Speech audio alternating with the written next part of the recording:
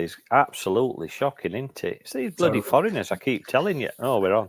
Hello and welcome to the Reds Report, Barnsley FC's longest running podcast. Proud to be part of the TalkSport Fans Network. With us, as always, laid drinking in his bed, as he was at 10 o'clock this morning, apparently. It's Steve. Steve, how are we? Good evening, and good evening, gentlemen. Yes, I am laid prostrate. No, not prostate. Prostrate. No, my prostate's all right as well, funnily enough. Anyway, carry on. And talking about the football as well. Please do. Here's the Reds Report. Ian, how are we doing? Very well. My prostate's fine as well, thank you. Oh, that's very good. Excellent. Any other medical problems you want to discuss? We could just discuss whatever you want, really. Well, I think of men's health, Ian. And always it's seek very medical important, advice very important, before you do anything. Boys, obviously, you know, it's been a good week for Barnsley. 2 away games, 2 wins, 2 completely different performances, but I suppose similar results. Ian, we'll start with you first. Cambridge, Tuesday night, score 4 goals, scored by 4 players that started the match. Away days don't get any better than that, do they? No, I thought we started the game brilliantly. I thought, given what had happened against Blackpool, the ones that Collins brought in, absolutely took the chance. Wasn't a 4-0 game though, because let's face it, Liam Roberts was our man of the match. Saved us a few times. Again, yeah. Yeah, and that Frenchman, MDG, as I'll call him, because I can't pronounce his name. Dejevny, I've been practicing. Male Dejevny, beautiful. It rolls off the tongue, Steve. It does, literally. Yeah, I thought we first 20 minutes they could get out of their own half. We absolutely dominated them. But yeah, what I was pleased with, it was a really good reaction to what had happened against Blackpool a couple of days earlier. So yeah, it was a good watch in that respect. And it's right, isn't it, Steve? Because when you look at it, you open the scoring on 7 minutes, then you bang another one in on 33. So you go into the interval 2-0 up. Then, you know, what is it? 15 minutes after the restart, you score another one, and then on 83 minutes, you put it to bed. I mean, John Russell scored the final goal on 83 minutes. Max Watters on 59, MDG on 33, and Nicky Cadden on 7. Was that his best 11, do you think, then? Because, I mean, 4 of them scored. You tell me. He don't know his best 11. I don't know his best 11. Comments I keep getting on Twitter, they certainly don't know his best 11. They don't know his best 1 in mine 11. I mean, it was a cracking performance. But, you know, Cambridge had best defensive record in league. Didn't look like it, to be honest. We just took us chances, which were nice to see. I thought that first half, especially John Russell, actually moved. I could see he'd actually got a little bit of pace about him, which surprised me. I've got to be honest, surprised me. And it were good to see. Quietened off a little bit, as a few players did, but then, like you said, popped up in 80-odd minute and slams it home. So, you know, there's definitely a player in there. It's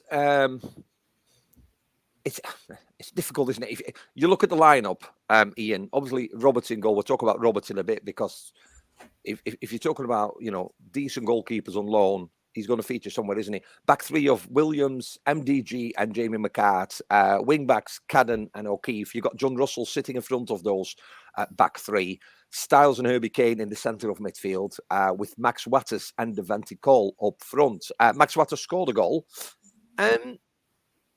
Is one of the problems we're having is we still don't really rightly know who the best strike partner is for Devante Cole, do we? No, not at all. Pleased that Watters got his goal, but I'll be honest, I thought he was well off form again.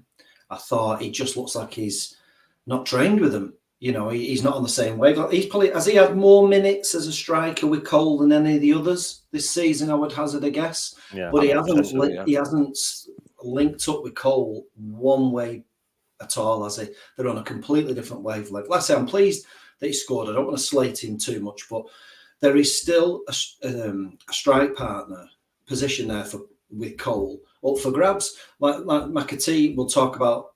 I'm sure come off the bench, scored the winner at Exeter. Cosgrove, I've not seen him do anything yet. No. Got a couple out on loan. Yeah, massively. We got away with it probably yesterday. Waters played, scores 1 week, then gets replaced. McAtee comes on, scores the winner at Exeter. We're getting away with it at the minute. But yeah, absolutely crying out for one of them strikers to nail on that second spot to partner Cole. But no one seems to be wanting to grab it at the minute. Yeah. And Steve, good news also coming from the club yesterday. That Luca Connell is out on the grass training now, so his recovery seemed to be into the next phase.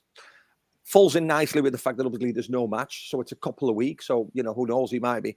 So if you look at that midfield, is that the end of Russell then with Connell coming in, Connell playing in that position? Herbie Kane, you could say, has been hit and miss maybe, and maybe more miss than hit. Callum Styles, I think you know what you get with Callum Styles, do you? And I think he's extremely mobile. But if and when Connell comes back, where is he gonna slot him in? Is that a straight swap for Russell, or would you rather see somebody else make way? I think first and foremost, I don't think he'll be back in a couple of weeks. I think it'll take him longer to sort of get back up to speed. I think they might even end up playing a couple of under 20, under 21, under 23, under 21 games, which I think would be good for him. I think Collins has really got a problem with midfield because we know there's talent there, but it ain't coming out, and it's not coming out consistently. No, I'm not a Phillips fan. I've never been a Phillips fan. Shoot me, whatever. So he doesn't even come into my equation. Herbie Kane's promised so much, and for me has still not delivered. Somebody said to me that he had an outstanding game on Saturday. Must have missed it. But again, it's people's opinions, and this is what this show's all about. So you know what? I'm not slagging anybody off who thinks he had a good game on Saturday. Personally, I thought there were times he had flashes of we know what sort of player he can be. But some at times he just wanders about as though he weren't interested. There were a couple of challenges that ball went past him and he watched it go past. So then you've got Russell, who at times looks like an oil tanker because he turns that slow, and he does. But then, like I said, first half against Cambridge, he looked a different player. Benson, we've not seen much of Benson as yet. He's another one that promised, talent, skill, whatever you want to call it, that has not really delivered. Callum Styles is probably the best midfielder at club, but still not really shown that to us. And it's not, and he's got to do if he's still wanting that move. You've got Matty Wolf coming back. You've got Connell coming back. We've got some really exciting players on paper, but they just at the minute don't seem to put it together in that central three.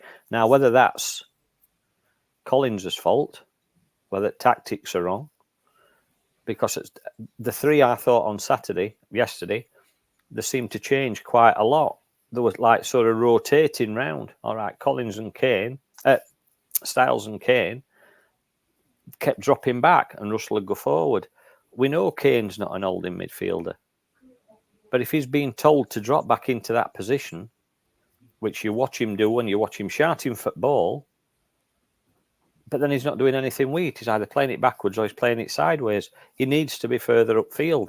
So does that mean you have one holding midfielder that just stops as a holding midfielder? If you watched Arsenal Man City this afternoon, Jorginho sat in front of Arsenal defence, and that's all he sat all until he got taken off. Is that the sort of midfielder that we need? In which case, then, is it Russell? Is it Connell? Is it Wolf? I don't know. But I think he needs to look at his midfield, because at the minute, for me, that's our sticking point, and that's what's I suppose costing us to some extent. Ian, is it worthwhile even contemplating that maybe a change of formation could accommodate Connell without maybe, sacrificing. Because Herbie Kane is a bit hot and cold at the moment, isn't he? I mean, Callum Styles, we know what he can do, so you don't really want to leave him out. Some people have said they'd love to see somebody in that number 10 role, sort of like just playing behind and playing these players in. It's probably not, isn't it? Because when the first team played this formation, the under 23s, the under 21s, the 19s, all the way to the under 3s or whatever they have these days, are all playing that same formation. But it's a dilemma, isn't it? Were we over reliant on Connell last season? Sorry, is it sort of like it's that huge of a miss that we've not, nobody really in the ranks to replace him while he's out, or an over reliance on him? Well, to be fair, the rest of the midfield did a really good job. All the other players, Phillips, we know he's not a 90-minute man. But like last season, he come in flashes and would get assists and goals. He's not done that this season. Kane's I know he's played a bit of a deeper role, but it doesn't suit him, and he's been playing like a crab. Russell has started to show bits, and then will do 2 steps forward, sometimes 3 back, and have a poor game. So I think all the others of the levels have dropped off. So not just an over-reliance on Connell, but Connell is our engine. And I suppose, I don't know about...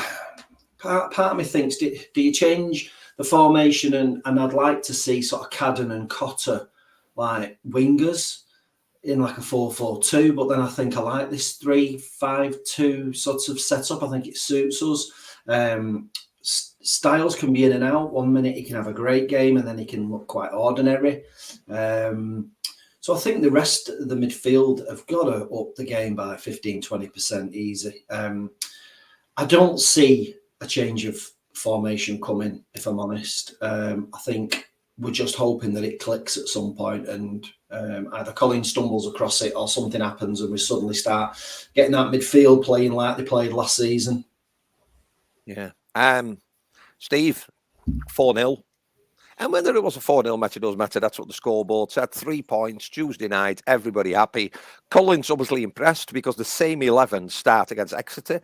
And I know it's a different opponent that has different threats and different this, but this was a completely different match and performance, you could say, from Barnsley as well, especially in that first half. Yeah. At times I thought we looked laboured. I think Exeter were unlucky because they hit post twice, especially in the last minute, which would have given them a point. So they certainly worked us. Again, there were a couple of players I thought didn't perform very well, O'Keefe being one of them. I think at times he looks out of his depth, and when we needed some pace on that right-hand side, he didn't really provide it, and his passing's poor. But having said that, the passing I thought yesterday was poor all round. Some of passes we were playing were shocking, and then we resort to long ball up front, which is neither use nor ornament.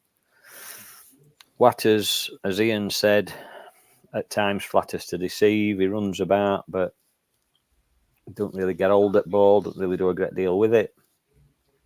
I think Cole has gone off boil a little bit. And whether that's just a little bit of a dip in confidence, or is it just the fact, same old story, he's not getting any service from midfield? Because there was nothing coming through at all. No.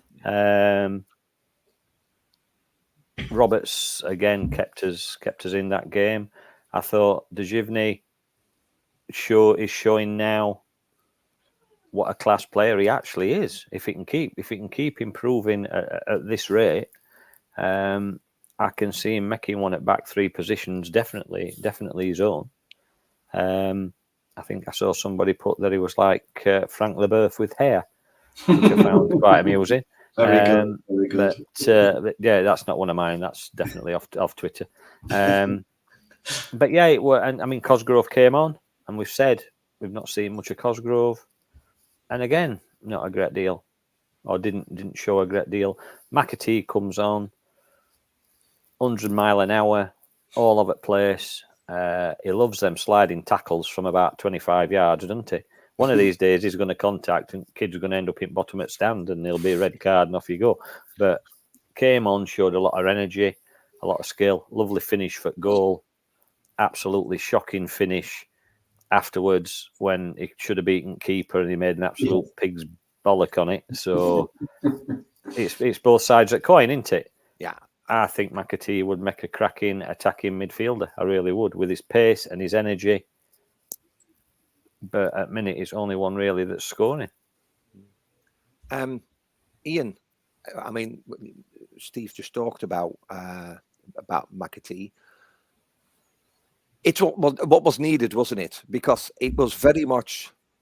It wasn't a great match to watch. I listened to the audio commentary, and you've got to respect those fans that travel.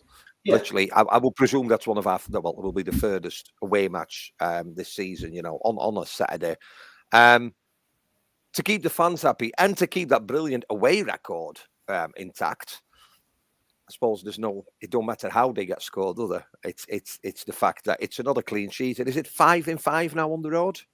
Yeah, with I think we've got an aggregate of 11-1 in our favour in those games. So you can't knock that. But yeah, there were times in that game where it was a bit like watching paint dry. It was an open game, but lacked a bit of quality in the final third. I thought Styles had a couple of great chances and just swung a leg and nothing really happened.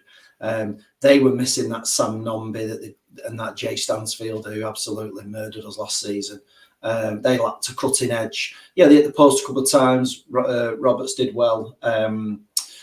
It was just an open game, but just lacking quality from both sides in the final third. But I thought fair play to Collins. I thought he made positive substitutions. He could have tried to wrap it up and say, I'll take a point here. It's a place we very rarely get anything from. Take a point all day long, but he didn't. He gambled. He put strikers on. He tried to change it for the positive, and it worked. So, you know, you can't knock it, can you? You know, I thought fair play. It were positive changes, and one of them came off. I thought Cotter did well when he come up. He was direct again down that right hand side, trying to make something happen. Suddenly, balls were flying in, and they were going in the danger area, which hadn't been happening for 16 minutes earlier. Let's just talk about this away record. We spoke shortly before we went on air, for both of you, really. What is it about having, you know, not a great record at home so far this season, but away? Absolutely unbeatable. One of the top sides in Europe away. My thought is that I reckon that when we play away, the fans' expectation is different. You know, we have 700 or however many went to Exeter. They go to watch us, you know, win, lose or draw. It's a day out. It's a long day out. Some stayed over for the weekend. And if in the 3rd minute, MDG, our number 6, you know, hits the ball and accidentally gives a corner away, the cheering, the shouting, and they get behind the team. I think at Oakwell, there's a different type of spectator fans that turn up as well. They for whatever reason, because, you know, no fan is better than the other if they go to more matches or buy more shirts or go to home away, whatever. I always feel that the expectation, the pressure at home is, and I suppose that's all over, but it's sort of like, you know, if the team is a little bit like nervy, the fans get very, very nervy as well, don't they? And I think at home, Barnsley have done a great job in silencing the home crowd. It's just a shame we can't do it at Oakwell. How do you see that situation, Steve? Because it's weird, isn't it? 5 on the road, 4 wins and a draw, and at home at times it's painful to watch us. And it's supposed to be 4 Oakwell. Yeah. Sorry, I've got knocking on the door. Postcode lottery. I'm doing show with boys. Wow, what's up? What, Chinese? Chinese has come, boys. Chinese is here. Hey. What's the name? Udon noodles, Joy Hong, beautiful Sheffield Road. Other Chinese are available, but it's really nice Chinese, Joy. And I'm not getting anything for plugging it either. Are you going to be sponsored by him next week? No, I'm sticking with Gorba Tap because Jed's back now.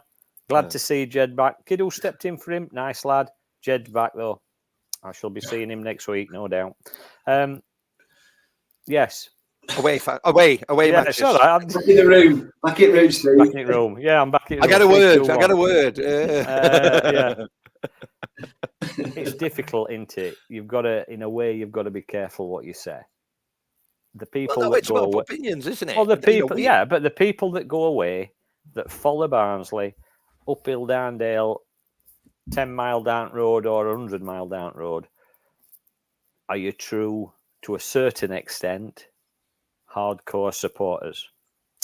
You still have your hardcore supporters that only go home, which is fine. It's very rare I go away, I'll be quite honest, but I go home, and you've got that sort of group of supporters. You've also got your supporters that will go to an home match. Not everyone. Depends how they're feeling. And get behind team. But you've also got a lot of supporters that go that can be very critical. That perhaps don't necessarily just go for the football. They go for the social aspect. They go for a few pints, etc. There's all different levels. I think the difference at home is, as you said, we do get quite nervy. But let's face it, we can be a nasty bunch at times. Mads Anderson, that first season, will say, and I wouldn't blame him in any way, shape, or form, that it nearly killed him. The season that we had with no supporters in made that lad. And you look at him now, and he's a fantastic player. So I think at times, and I suppose it's same at any club, you do get on back of your players. But I think we sometimes do get a little bit carried away and can be quite negative when it's actually been a decent first half. You know, it might be 0-0, but it's been a decent first half, but you still get some boos, and it does affect. I don't care what anybody says. Of course, it affects players because they can hear it. They can hear what's going off, and I just think, it's human nature, innit? You're pissed off at them because they're not playing very well, so you have a go.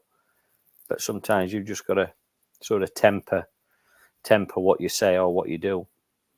I think, didn't you say something, Steve? Was it midweek? Was it a Cambridge fan came out and praised us? And all they were a comment on Twitter and said it was best side he's seen down there all season. Played really well, had a really good game, and he really praised us. And I had a look at comments afterwards, and there were 20, 25, 30 comments from Barnsley fans underneath, basically saying, well, thanks, but we're crap. Mm. I'm putting that in a nutshell, but that is what they said. And you just think, what? Why? All right, you might not be that impressed with performance, but you banged 4 goals in, 3 points. Thank you very much, kind sir. Yeah, it was a really good game. Enjoyed it, and yeah, we are picking up. Why do we have to be so negative all the time? Is it a case, do you think, that people want that, just like watching Brazil? They want us to win 2-3-0, have 80% possession. Oh God, yeah, I do. I want us to be winning 2-3-0. I want us to play like Brazil. Of course, there's only a couple of sides in world football that can do that. Yeah. Exactly. Exactly. Literally, in world football, there's only a handful of teams that can do that. Can have 80% possession, play wonderful football, and absolutely entertain. And the rest of us just have to get by, don't we, on whatever we can produce. Yeah, and we all see matches, we all watch matches, and we all pick out players. Well, he played well this week, and he didn't. I think some players, not mentioning any names, but don't seem to bring it when they should. And to me, that is letting us down. They are getting paid every week, and you want to see 100% every game. Of course you do. And we know you have off days, but surely to God, after a run of off days, either manager's got to look at you and drop you, or you've got to look at yourself and think, well, hold on a minute, I'm not playing very well at minute, so why am I not playing very well? Is it, am I not fit? Am I carrying an injury? Do I not want to play for Barnsley? Fans getting on my back and it's getting me down. it's stuff like that. There's loads of different things, but at the end of the day, we're all Barnsley, aren't we? Ian, off the pitch, obviously horrible news yesterday with the incident with the club coach. Everybody got out safely.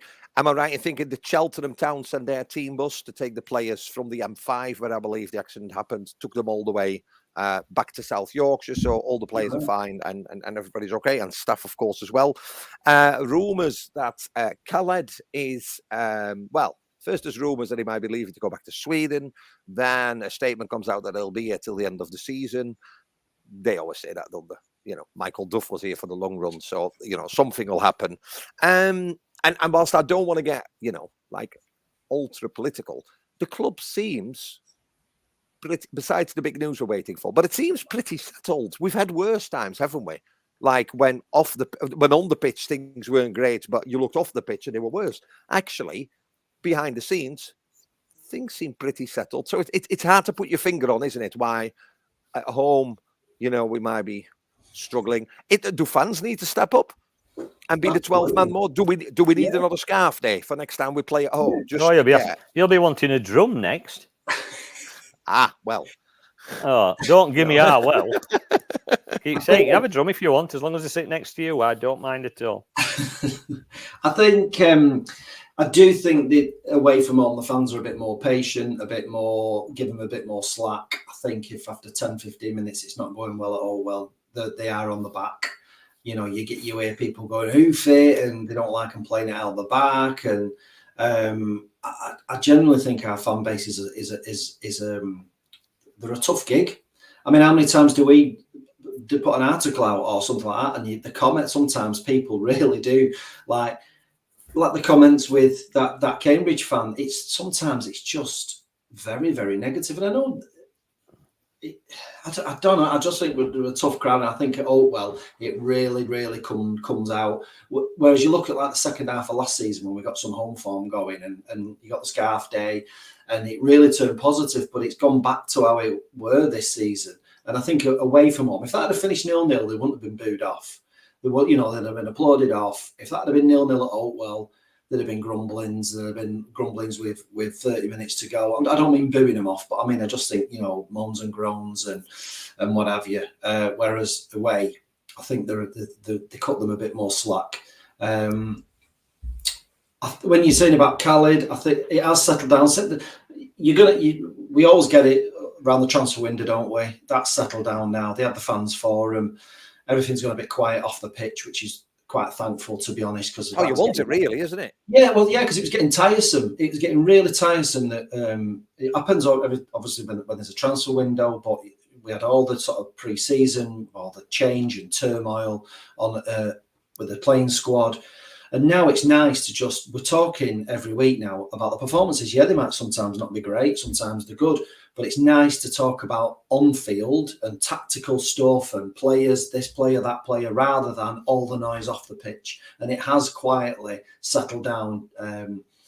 It's quite nice. You've actually, had you not mentioned it, I probably wouldn't have even brought it up. It's gone that quiet off the pitch, and that's what we want. You let Collins get on with it, instead get on with the job. And let's have a quiet period, because it'll all kick off again come January 1, the next window. Yeah, and I think the thing is as well, if you look at fixtures, obviously there's no fixture the coming weekend, and then you've got Leyton Orient away, so it's a chance to get it 6-6 or undefeated away. We need to apply for all our games away. Ask the EFL, can we play them all away? I'm sure they'll let us. Definitely. But then your next home match is, I think, the 28th of October. It's Fleetwood. I mean, bring a scarf. Put an offer on. If you bring a scarf, you get, I don't know, your pint gets served in 0.2 seconds, or do something, because I think, could you imagine? Well, we're that far away, aren't we? If you can work on that home form, I think right, because I think there's 2 home games, isn't there? There's Shrewsbury, I think that might be a night match, Shrewsbury and then Fleetwood. And if you think about those 2 games, there's not going to be too many away fans are going to come from Shrewsbury on the midweek. There's not going to be many Fleetwood fans going to come on a Saturday. So you're not going to have much of an atmosphere where there's banter between fans, and it's not like somebody bringing 2,000 or 3,000. So it's going to need something to generate. Otherwise, it could be a very dull atmosphere, couldn't it? So I think that wouldn't be a bad idea for the club to generate something, certainly for the Saturday game, especially. Well, let's face it. The later one is the start, but the Saturday is the last day of. It's the start of half term, isn't it, for many Barnsley schools? So kids hopefully, if nobody's going away, it's something to think about, isn't it? Just really quickly then, because we'll obviously the Chinese is going cold. Yeah, yeah, it is going cold. Special fried rice. We will record later in the week to look at that first sort of quarter of the season to see, how do you think it's gone? Any winners, any own goals, players that we've been surprised with, players that are maybe underperforming. I'll send you out a list and we will talk about that. But just really quickly then, looking ahead at Leighton, their home form, played 6, they've won 3 and lost 3, and the goal difference is -6. Our away form, we're on +10. We've drawn 1 and won 5. So this week's going to be important, isn't it? Because we're on that away win sort of that rhythm of going and winning away. A week's rest can be, I suppose, it's great for any niggling injuries or anything, but they're going to have to keep focused, don't they, Ian, on that Leighton to try and build on it and go into that home, those 2 home matches, unbeaten in the previous 2 or 3. No disrespect to those sides, but those 3 games, Leighton Orient away, Shrewsbury and Fleetwood at home, are winnable. And hopefully Lapata could be back, could he? I mean, he was talking about only being a couple of weeks. He could come back for that group of games. No, were you dropping now? Were you dropping for Lapata then? We might have to discuss that later in the week. But I thought we'd really miss him. And to be fair to MDG, I must work on that this week. He stepped up and we've not missed Lapata. So, it's keeping focused. It's bit of extra work on the training ground. And the trouble is when you're on this run, you don't want really a break, do you? No. But we've got a break and hopefully we'll just hit the ground running at Leighton Orient. Yeah, well, we're going to give Steve a break so he can hit the ground running downstairs to tuck it in into his Chinese.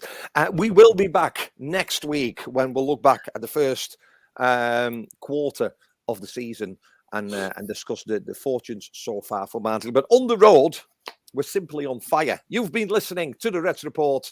We'll be back next week.